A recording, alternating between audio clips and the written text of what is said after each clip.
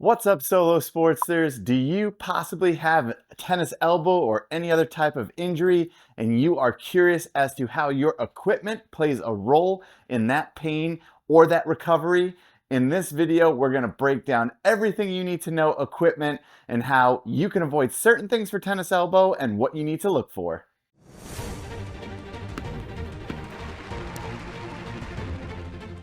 When it comes to comfort, softer is better, stiffer is more abrasive, and that's a general rule of thumb.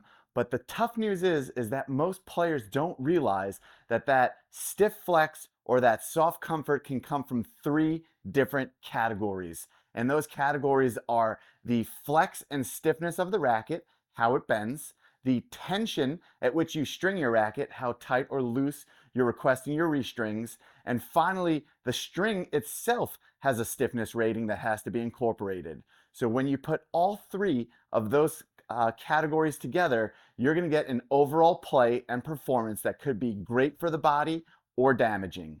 When you look at the first category of stiffness, you can have high stiffnesses in the high 60s to low 70s, and you can have very comfortable stiffnesses at about a 54 RA or lower. And then additionally, when you look at tensions of maybe 56, 57 pounds or higher can be quite tough, and tensions of say 53 pounds or lower are going to be very comfortable.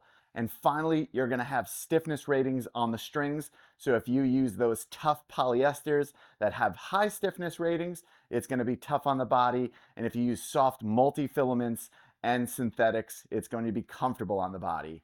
And if we were to score those on a scale of 0 to 10, 10 being the most abrasive and firm and stiff, and 0 being the most comfortable, you have to look at how all three of those score for your racket.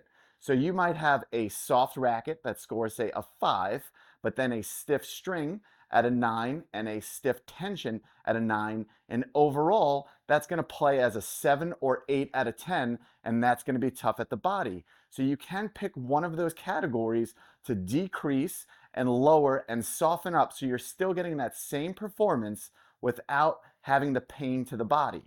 The easiest one to change is going to be the tension and the string. So if you're using a polyester, use a softer polyester. Go from that 8, 9, or 10 to a lower 6, 7, 5 type of thing. If that's not enough, you can change to a softer multifilament, a softer synthetic, and that can be a more drastic change that's going to get you the results that you want.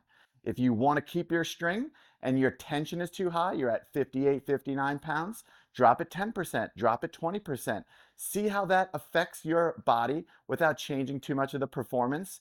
If neither of those work, you can try both of them. You can try changing your string, changing your tension, and if that doesn't work, you might have to do that Jared, change your racket, find something with a softer flex because you've maxed out the string, you've maxed out the tension, and despite dropping those as best as you can, it's still too painful. You'll have to go to that third category.